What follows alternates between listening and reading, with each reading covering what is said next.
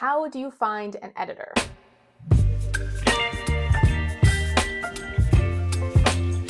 As discussed in part 1 of this editing series, the editing phase is such a crucial and important milestone that you reach as a self-published author. In part 1, I discussed the different types of editing that you may need as you go through this process. In this video, I'm going to explain exactly how you can go about finding your very first editor. Plus, stick around until the end of this video because I have a top secret weapon that you may find extremely helpful if you're an independent author, especially if you're just beginning the stage of writing your book or you're at the place where you're starting to invest money into the services required, like editing for your book. So stick around to the end to hear what that is. I'm Courtney and I help people publish books. If writing a book one day is on your bucket list, then make sure you hit subscribe and the notification bell so you can have the very first eyes on any new content that's coming out about self-publishing and writing your book. All right, so finding an editor, finding your very first editor, and yes, you may need more than one edit. This is a big step. This is probably the first thing that you're going to be spending some of your money on, and it is an important one. You may need several types of editing done, and this will depend on the genre as well as your ability and skill as a writer. I suggest you start with finding a developmental editor so that you can get your content to 100% or as close to 100% complete as possible. And then you would do something like a copy edit or a line edit to fix all of the spelling and grammar that is required inside your manuscript. Now, there's no hard and fast rule about where exactly you should be finding your first editor, but I'm going to give you my top recommendations on where I send my clients and where I direct any of my students that are working through my self-publishing course. There are a few places that you can begin your search, and I'm going to give you about 4 different options for starting your search, starting with the one that I recommend the most, all the way down to the one that I don't recommend quite as often, but is still a viable option. How you find your editor is really going to depend on your comfort level, your needs in terms of experience and types of editing, and your budget. All right, number 1, referrals. This includes both your in-person, in real life network of people that you know, as well as your social media network. Start by asking other people, especially if they're authors who have self-published before, if they have any recommendations for editors they've used that they like, know, and trust. But reaching out directly to someone who has previously self-published will be a great place to start. You obviously want to look for somebody who is responsible and reputable and who has the relevant experience that's required. But don't be afraid to work with someone who is just getting off the ground in terms of an editing business. Now, this next piece of advice fits basically with all of the other places that I'm going to recommend you conduct your search. So I'll just say it here off the top. Be absolutely sure that you get very clear and defined guidelines and expectations for who is doing what by when it comes to setting up your very first editing service. Look for someone who has systems set up in order to fulfill a contract system so that you know what you're getting and how much it's going to cost, and make sure you know the answers to the following questions. What deliverables are going to be completed in this project scope? What happens if your editor needs an extension? What type of editing do they specialize in, and can they offer the type of editing that you're looking for? All of these things should be investigated and discussed no matter where you're finding your editor. Number 2, this is the second most common place where I refer my students and course participants to, and it is online directories. There are several online directories that list freelance contractors that can do the work required on your book, specifically the editing required. The most common ones that I recommend and use personally are Upwork and Fiverr. Now, these directories have many benefits, so I'm going to go into what those are. First of all, they usually allow you to search and filter the types of editing that you need based on your genre, experience, and price. With online directories, you can create a very specific job posting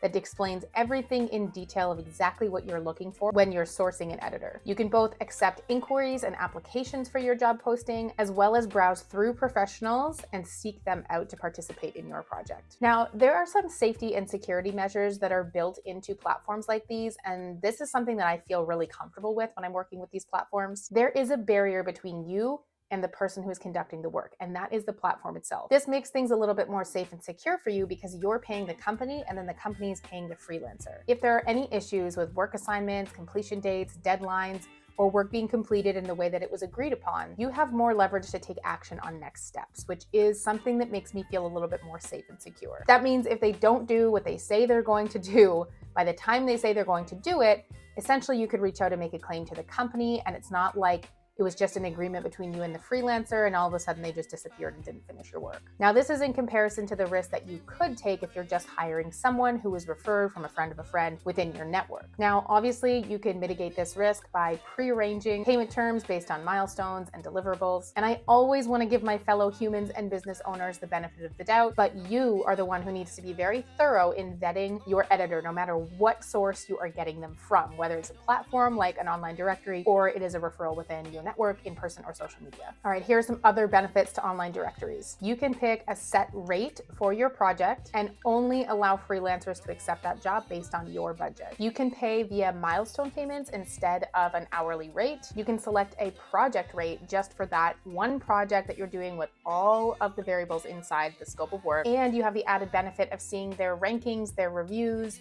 and feedback from other people who have worked with them directly within that platform. You can select someone who's more experienced and maybe has a bit of a higher rate, or you can work with someone who maybe is new and has a little bit less experience, less of an investment, but potentially could take a little bit longer, especially if they're someone new to the industry. Moving on, number 3 is industry organizations. Many writing organizations, such as the Editorial Freelancers Association, have directories of editors who work specifically within different types of genres. Because I'm in Canada, I'm going to give you a couple that you can search through within Canada, and I'll give you a couple examples for United States as well. Again, tips number 1 and 2 can be relevant no matter where you are in the world globally. So this is just if you want to investigate organizations that specialize within editing. Here are 3 common ones within Canada. We have Editors Canada, we have the PWAC, which is the Professional Writers Association of Canada, and we have the SFU Writers Association, and we have the SFU Writers Studio, which is Simon Fraser University Writers Studio. If you're in the United States, 2 of the most common ones are ACES, the Society for Editing, and Publishers Global. All right, are you ready for my top secret weapon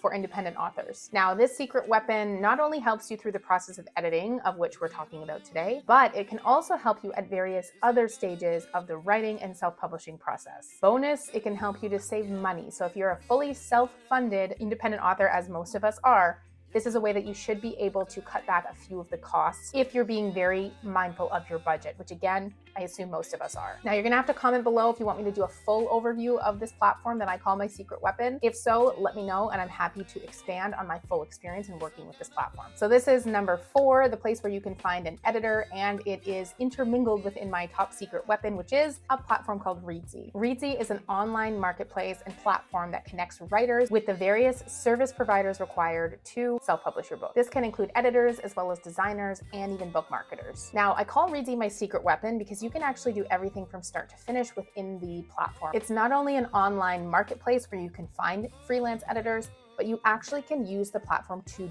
complete all your writing of your book. They have a typesetting tool, which is a formatting tool for your manuscript so that it can get publish ready. And if cost and budget are really big factors for you and you don't have a ton to invest in that type of service, then that is a great option, especially if it's your first book before you start building a return on investment on your book. So this is a tool that can really help you to save time and money, and is a great place to start if you haven't written a single word yet. And you can utilize their platform not only to find editors, but also designers. And as I said, potentially use their typesetting tool. Again, if you want me to do a full video on my experience in using Reedsy, I'm happy to do so. Just comment below. All right, so there you have it. Now, I want to remind you that if you're writing a nonfiction book and you're not sure how to go about starting the process of writing your manuscript, I have a free resource. It's called the Book Clarity Blueprint. It's a 30-page workbook to help you organize what you're going to be writing about and map out the blueprint of what your manuscript will look like. And you can, of course, access that at the link in my description box below. And if you have no idea where you need the information or where to even begin, but you know that you want to stay in the loop and connect with me further, then you would benefit from joining my email newsletter, which is called The Weekly Write. Every week, I send a piece of inspiration or motivation, a piece of advice, support, or guidance with regards to writing and self-publishing. And the email list will be the first place you'll hear about any offers that I have, upcoming events, workshops, webinars, and courses. You can jump onto the Weekly Write by accessing the link in the description below. And I'll also put access to any other supportive courses and resources that I have that you can access anytime you need them. As always, I would appreciate your subscription to my channel and hitting the notification bell. I'm new here, so that would make a big difference to me as I'm growing my YouTube channel. And that will not only mean that I can help you, but I can also potentially reach even more authors who want to get published within the next year and beyond. All right, so I think that's it for today. Thank you so much for watching. Bye.